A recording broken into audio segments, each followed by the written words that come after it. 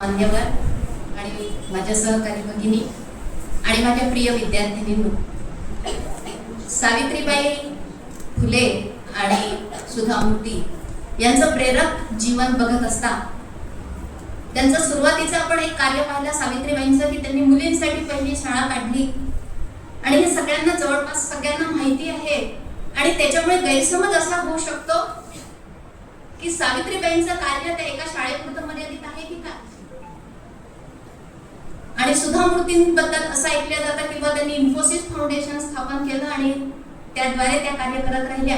तर त्यांचं कार्य त्यापुरतं मर्यादित आहे काय, तर असं अजिबात नाही आहे. आणि ते स्पष्ट करण्याकरताच मी या ठिकाणी इथे उपस्थित आहे. बघा विद्यार्थिनींनो, सावित्रीबाईंनी हालअपेष्टा सहन केल्या. त्यांच्या अंगावर लोक फेकत होते, घाण फेकत होते आणि तशाही परिस्थितीत त्यांनी शाळा सुरू केली. शाळा सुरू करण्यापूर्वी त्या ज्योतिबांकडनं वाचायला लिहायला शिकल्या. आणि जेव्हा ज्योतिबा फुले इंग्रजी शिक्षण घेण्यासाठी पुढे गेले तेव्हा त्यांनी शिक्षक होण्यासाठीचं जे ट्रेनिंग आहे ते घेण्यासाठी त्या शाळेमध्ये दाखल झाल्या. त्यांनी ते ट्रेनिंग घेतलं आणि ज्योतिबांच्या सहकार्यांनी त्यांनी पहिली शाळा काढायचं ठरवलं. शाळा जेव्हा काढायचं ठरवलं तेव्हा त्यांच्या घरून त्यांना खूप विरोध झाला. त्यांच्या सासऱ्यांनी विरोध केला. अर्थात त्याला कारणही तसंच होतं, कारण समाजाचा दबाव त्या सासऱ्यांवर आला आणि त्यांना तू ही शाळा काढू नको, मुलींना शाळेत बोलवू नको असं ते सांगू लागले. आणि जर शाळा काढायची असेल तर माझ्या घरात राहायचं नाही असं सांगितलं. आणि त्या निर्णयासोबतच ज्योतिरावांनी निर्णय घेतला की मी या घरात राहणार नाही. तर त्यासोबतच सावित्रीबाई पण त्यांच्या सोबत गेल्या. ते दोघंही मिळून दुसऱ्या एका वाड्यामध्ये, भाड्याच्या खोलीमध्ये राहायला गेल्या आणि एका खोलीमध्ये त्यांनी शाळा सुरू केली. म्हणजे पहिली विद्यार्थिनी पण सावित्रीबाई होत्या, पहिली शिक्षिकाही त्याच होत्या, पहिली मुख्याध्यापिकाही त्याच होत्या. आणि त्यांचं इतकं प्रेरक शिक्षण होतं, शिकवणं होतं की अल्पावधीत 4 वर्षात त्यांनी 18 शाळा सुरू केल्या. आणि जेव्हा इंग्रज अधिकारी ते तपासायला येत, विद्यार्थ्यांपेक्षा पाहायला उपस्थित लोकांची गर्दी त्या ठिकाणी जास्त असायची आणि भरमसाठ बक्षिसं फक्त सावित्रीबाईंच्या शाळेतल्या विद्यार्थिनी घेऊन जात. इतर सरकारी शाळेतल्या मुलींपेक्षा ह्यांची सावित्रीबाईंच्या शाळेतल्या मुलींची प्रगती ही लक्षणीय होती, प्रशंसनीय होती. अशा या सावित्रीबाईंनी फक्त शाळा सुरू करून शिक्षण सुरू केलं का, तर नाही.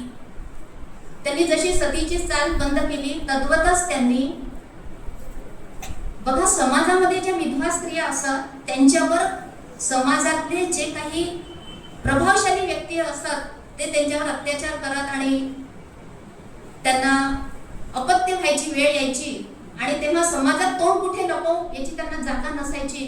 अशा विधवा स्त्रियांची नामुष्की सावित्रीबाईंनी आणि ज्योतिरावांनी लक्षात घेतली. त्याच्यासाठी त्यांनी एक वाडा भाड्याने घेतला आणि त्या वाड्यामध्ये ह्या विधवा स्त्रिया लपून छपून येत. बाळ जन्माला दिल्यानंतर ते गुपचूप गायब होत आणि अशा हजारो मुलांचं संगोपन या सावित्रीबाई आणि ज्योतिबांनी केलं. त्यांच्याजवळ जास्त पैसा नव्हता, पण ज्या थोडाफार पैसा होता त्या सर्व पैशातनं त्या लहान बाळाच्या जन्मापासून तर त्याला शिक्षण देण्यापर्यंत सावित्रीबाई आणि ज्योतिबा या दोघांनीही हे कार्य केलेलं आहे. तद्वतच सुधा मूर्तींचे आहे. इतकी सुंदर त्यांची नोकरी होती. आणि जेव्हा सुधा मूर्तींशी लग्न झालं तेव्हा सुधा मूर्तींचं जेव्हा नारायण मूर्तींशी लग्न झालं तेव्हा नारायण मूर्तींना नोकरी नव्हती. पण अशा परिस्थितीतही त्यांना माहिती होतं की यांना ठिकठिकाणाहून नोकरीसाठी बोलावण्यात येत आहे आणि त्यांच्या कर्तृत्वावरचा, त्यांच्या शिक्षणावरचा हा प्रभाव किंवा त्यांचं शिक्षण किती पुढे नेणार आहे किंवा भारताला प्रगतीपथावर नेणार आहे हा विश्वास असल्यामुळे सुधा मूर्तींनी त्यावेळेला त्यांना हो म्हटलं आणि त्यांच्याशी लग्न केलं. त्यांनी नोकरी, त्या दोघांनाही नोकरी होती, नारायण मूर्तींनाही नोकरी होती, सुधा मूर्तींनाही नोकरी होती. पण जेव्हा पहिल्या मुलीच्या जन्माची चाहूल लागली, अक्षताच्या जन्माची चाहूल लागली, तेव्हा त्या दोघांनीही एक नियम केला की एक जण जर बाहेर कमवायसाठी बाहेर जात असेल तर दुसऱ्यांनी घराची जबाबदारी घ्यायची. तर त्यावेळेला सुधा मूर्तींनी इतकी चांगली नोकरी सोडून दिली आणि घरामध्ये पूर्ण वेळ त्या राहिल्या. त्याच्यानंतर जेव्हा इन्फोसिस कंपनी 1981 मध्ये जेव्हा त्यांनी सुरू केली, त्याच्या अगोदर त्यांनी 2 कंपन्या सुरू केल्या होत्या, त्याला तोटा येत गेला. आणि म्हणून तिसऱ्या वेळेला जेव्हा त्यांनी सुधाताईंजवळ हा विषय काढला की मला नवीन कंपनी काढायची आहे, तेव्हा सुधाताईंनी ताबडतोब फोनही म्हटलं, पण त्यांनी जाणून घेतलं एक उत्तम सहचरणी कशी असावी. हे सावित्रीबाई आणि सुधामूर्ती या दोघींच्याही वागण्यातनं आपल्याला दिसतं की पती जो निर्णय घेत आहे तो निर्णय कसा आणि का घेत आहे हे समजून घेणं आणि त्याच्यावरच्या विश्वासावर, त्याच्या ज्ञानाच्या विश्वासावर, त्याच्या व्यक्तिमत्वावर विश्वास ठेवून, त्याच्या कार्यावर विश्वास ठेवून त्याला तशीच प्रगल्भ साथ देणं या दोघींच्याही आयुष्यातून जाणवणारा आपल्याला सत्य आहे. आणि सुधा त्यांनी त्या सगळ्या बाबी समजून घेतल्या. आणि नारायण मूर्तींजवळ पैसेही नव्हते. तुम्ही बरेच वेळा सगळ्यांनी ऐकलं असेल की 10,250 रुपये त्यांनी स्वतःजवळचे 10,000 दिले, 250 पुन्हा राखून ठेवले. सुधाताई अत्यंत काटकसरीच्या होत्या. इन्फोसिस काम करू लागली, पण म्हणावं तसं यश येत नव्हतं. कित्येक वेळा नारायण मूर्ती उदास व्हायचे. पण या काळामध्ये सुधाताईंचं व्यक्तिमत्व असं होतं की त्यांनी प्रत्येक वेळेला नारायण मूर्तींना उमेद दिली की नाही, आपल्याला यश मिळणारच आहे. तुमचे प्रामाणिक प्रयत्न आहेत तर तुम्हाला यश नक्कीच मिळणार आहे. आणि मग 1991 पासून मुक्त अर्थव्यवस्था जेव्हा स्वीकारली तेव्हा इन्फोसिसचा व्याप वाढत गेला.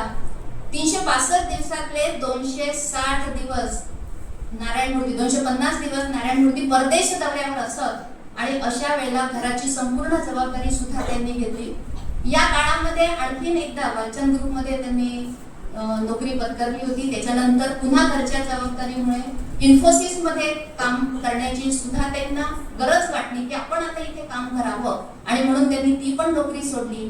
म्हणजे यांच्या व्यक्तिमत्वातनं असं जाणवतं की सुद्धा त्यांनी कधीही असं जाणवू दिलं नाही की मी इतकी शिकलेली आहे, मी इतकी हुशार आहे, मी मेरिट स्टुडंट आहे, मी घरी बसून काय करणार. नाही, जशी कुटुंबाची गरज होती, जशी आपल्या पतीची इच्छा होती किंवा त्यांना मदत करण्याची त्यांची इच्छा होती, तर त्या वेळी त्यांच्या व्यक्तिमत्वामध्ये, त्यांच्या निर्णयामध्ये ती लवचिकता येत गेली. आणि एक समृद्ध सहजीवन या दोघांचंही आपल्याला या माध्यमातून आपल्याला दिसून येतं. मग सुधामूर्तींनी इन्फोसिस फाउंडेशन सुरू केलं तेव्हा 2% जो नफा जो मिळतो त्याच्यातला 2% आपण समाजासाठी खर्च करायचा असं त्यांनी ठरवलं. आणि त्याच्यासाठी त्या पूर्ण भारतभर फिरल्या. सुरुवातीला जिथे जिथे कर्नाटक आहे, महाराष्ट्र आहे, जिथे जिथे त्या संस्थेचं कार्यालय आहे त्या भागात त्यांनी पूर्ण समाज पिंजून काढला. आणि तिथे जे त्यांना दिसत होतं की अडचणी येत होत्या किंवा इथे गरज आहे आपल्या कार्याची, तर तिथे तिथे जाऊन त्यांनी काम केलेलं आहे. अशाच एका कामापैकी एक सगळ्यात मोठं आणि सगळ्यांना माहिती असलेलं काम म्हणजे देवदासींना. देवदासी म्हणजे तुम्हाला माहिती आहे की मंदिरामध्ये त्यांना सोडून दिल्या जात असत आणि त्याच्यावर, त्या स्त्रियांवर, म्हणजे ही समाजाची मालकी आहे असं समजून त्या स्त्रियांवर अनन्वित अत्याचार केले जायचे. तर यासाठी सुधामूर्तींनी त्या सुरुवातीला त्या जेव्हा या बायकांना समजावून सांगायला गेल्या तेव्हा त्या स्त्रियांचा सुधामूर्तींवर अजिबात विश्वास नव्हता. त्यांनी त्यांना त्रास द्यायला सुरुवात केली, पण सुधामूर्ती हटल्या नाही. त्यांनी आपल्या वेशभूषेमध्ये बदल केला आणि त्याच्यानंतर त्यांच्यासाठी प्रशिक्षण शिबिरं पण आयोजित केली. एड्स रोग, इतर साथीचे रोग याच्याबद्दल त्यांना माहिती दिली. सोबतच त्यांना आर्थिक पाठबळ दिलं. त्यांच्या मुलांच्या शिक्षणाची जबाबदारी उचलली. त्यांना मासिक भत्ताही त्यांना देणं सुरू केलं. आणि देवदासी प्रथा पूर्णपणे समूळ नष्ट करायला 3000 स्त्रियांना त्यांनी मुख्य प्रवाहात आणलं. आणि 12 वर्ष त्यांना या अथक प्रयत्न त्यांना करावे लागले आणि याच्यातनं त्यांना ती प्रथा संपूर्ण नष्ट करता आली. आणि त्या स्त्रियांनी मग महिला बँक इन्फोसिस फाउंडेशनच्या आधाराने सुरू केली, आर्थिक सहाय्याने ती सुरू केली. आणि त्या बँकेच्या उद्घाटनाला मग सुद्धा त्यांना बोलवण्यात आलं. सुरुवातीला त्यांनी महाराष्ट्र आणि कर्नाटकमध्ये जरी काम सुरू केलं तरी नंतर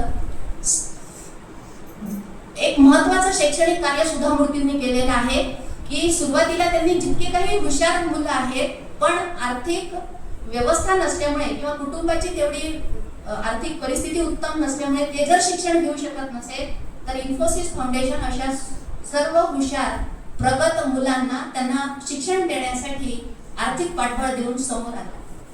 आणि हे करत असताना त्यांना लक्षात आलं की आपण जर हुशार विद्यार्थी गुणवंत विद्यार्थ्यांसाठी, प्रज्ञावान विद्यार्थ्यांसाठी करत आहे, तर नापास विद्यार्थ्यांचं काय?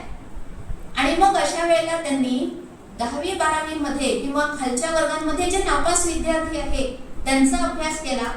असे विद्यार्थी का नापास होतात ह्याचाही विचार केला आणि त्या विद्यार्थ्यांना मासिक भत्ता देणं, त्यांना शाळा, त्यांना गणवेश, त्यांना शिष्यवृत्ती देणं, त्यांना कोणता कोर्स घ्यायचा ते पण नापास मुलांसाठीचा अभ्यासक्रम त्यांनी तयार केला.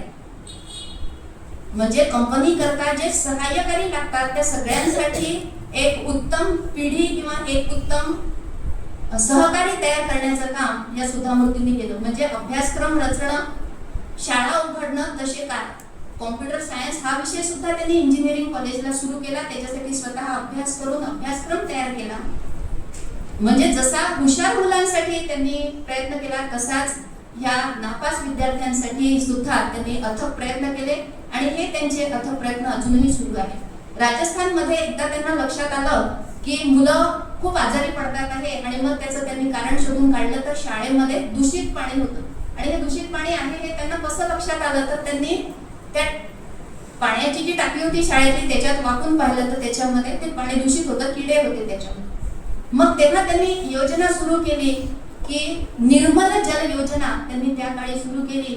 सुरुवातीला राजस्थानमध्ये होती आणि नंतर संपूर्ण जिथे जिथे गरज होती, ज्या ज्या शाळांना गरज होती तिथे तिथे ही निर्मल जल योजना त्यांनी सुरू केली. त्याच्यानंतर अशीच एक योजना आहे अक्षय पात्र योजना. आता ही योजना म्हणजे काय? हे एक तर माध्यान्ह भोजन, तुम्हाला जी दुपारी खिचडी मिळते आहे तर ही खिचडी सुधाताईंचा हा जो अक्षय पात्र योजना ही जी आहे ह्याच्यातनं महाराष्ट्र सरकारने ही प्रेरणा घेतली आहे आणि ही माध्यान्ह भोजन योजना त्यांनी सुरू केलेली आहे. तर ही अक्षय पात्र योजना आहे नेमकी कोणती? तर कामगारांची मुलं शाळेत का येत नाही याचा जेव्हा सुधाताईंनी विचार केला तेव्हा त्यांना असं लक्षात आलं की त्यांचं पोट पुरेसं भरलेलं नाहीये, त्यांना खायला नाहीये आणि म्हणून त्यांनी ती विद्यार्थ्यांकरता पहिल्यांदा अन्न योजना सुरू केली, अन्नदान योजना सुरू केली. त्याच्यानंतर त्यांनी मंदिरांमध्ये ते अन्नदान सुरू केलं. विविध संस्थांमध्ये आणि इव्हन रुग्णालयामध्ये सुद्धा त्यांनी हे अन्न पोहोचेल याचं तजवीज केली. याच्यानंतर सुद्धा त्यांचं आणखीन एक मोठं कार्य असं की पर्यावरण प्रेमी आहेत त्या, की प्रदूषण का होत आहे, वृक्षारोपण आपण किती केलं पाहिजे, कुठे केलं पाहिजे ह्याचाही त्यांनी विचार केला आणि जिथे जिथे संस्था आहेत आणि जिथे जिथे त्या पोहोचलेल्या आहेत अशा सर्व ठिकाणी त्यांनी पर्यावरणाचाही विचार केलेला आहे. वृक्षांची लागवड केली. इतकंच नाही तर झेब्रा, वाघ आणि हत्ती ह्यांची संख्या अधिक वाढण्यासाठी त्यांनी अभ्यासक्रमही तयार केला. त्यांची काळजी कशी घ्यायची ह्याच्याबद्दलही त्यांनी स्वतः विचार केला. त्यांच्यासाठी रुग्णालय स्थापन सुद्धा केली. मुलींसाठी पण वसतिगृह सुरू केले. जसे सावित्रीबाईंनी त्या काळामध्ये मुलींसाठी, विधवांसाठी वसतिगृह स्थापन केले होते. सुरुवातीला भाड्याच्या वाड्यामध्ये का असेना पण त्यांनी मुलींच्या राहण्याची सोय केली. तसंच अगदी सुधा मूर्तींनी सुद्धा त्यांच्या कार्यकाळामध्ये म्हणजे इन्फोसिस फाउंडेशनच्या माध्यमातून विद्यार्थिनींसाठी वसतिगृह स्थापन केले. नोकरी करणाऱ्या स्त्रियांसाठी सुद्धा त्यांनी वसतिगृह स्थापन केले आणि सावित्रीबाईंच्या आणि सुधा मूर्तींच्या ह्या अथक प्रयत्नांमधून आपण आज सगळ्याजणी शिक्षण घेऊ शकत आहे. जसं ह्या शिक्षणाच्या बाबतीत या दोघींचं कार्य आहे तसंच दुष्काळाच्या बाबतीत यांचं सेम कार्य आहे. तर त्या काळामध्ये जेव्हा दुष्काळ पडला सावित्रीबाई फुलेंच्या काळामध्ये तर घरामध्ये त्यांना खायला पुरेसं नसताना सुद्धा त्या 2000 भाकरी पोहोचून देण्याचं कार्य त्यांनी स्वतःवर घेतलं आणि सावित्रीबाई स्वतः भाकरी करत आणि ज्योतिबा घरोघरी जाऊन अर्धी अर्धी की भाकरी का होईना प्रत्येकाला देण्याचा प्रयत्न करत होते.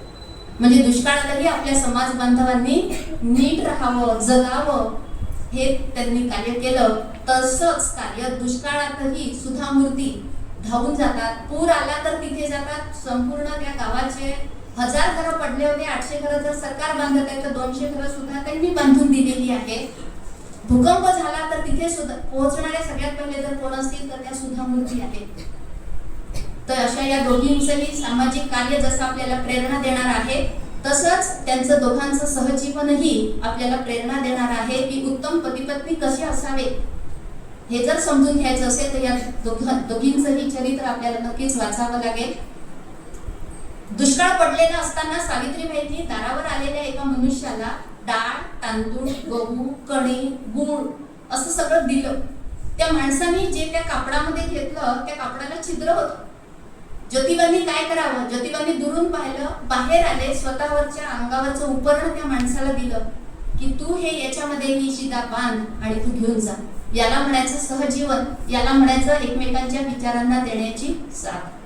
तर सुधामूर्ती सुद्धा नारायण मूर्तींचे जेव्हा जेव्हा अडचणीचे प्रसंग आले तेव्हा खंबीरपणे त्या उभ्या राहिल्या आणि नारायण मूर्तींना सोबत केले.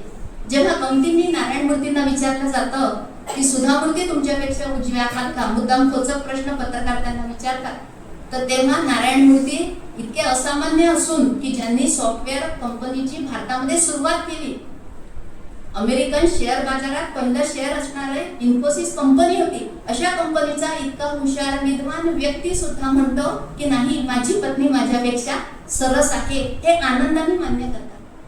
आणि जेव्हा सुधाताईंना काही जण प्रश्न विचारतात की तुम्ही इतक्या शिकलेल्या असून बरेच वेळा घरी थांबल्या, तर ते म्हणाले की जर नारायण मूर्ती जर इतके दिवस बाहेर आहे, ते जर कंपनी सांभाळतात आहे, तर मी का घर सांभाळू नये. तर विद्यार्थिनींनो, असं उत्कृष्ट सहजीवन असणारे आपल्या सर्व स्त्रियांना, सगळ्या समाजाला प्रेरणा देणारं असामान्य कार्य इतक्या कमी वेळात सांगून होणार नाही. पण वेळेची मर्यादा लक्षात घेऊन ह्या दोघींनाही त्रिवार वंदन करून मी माझे मनोगत संपवते. धन्यवाद.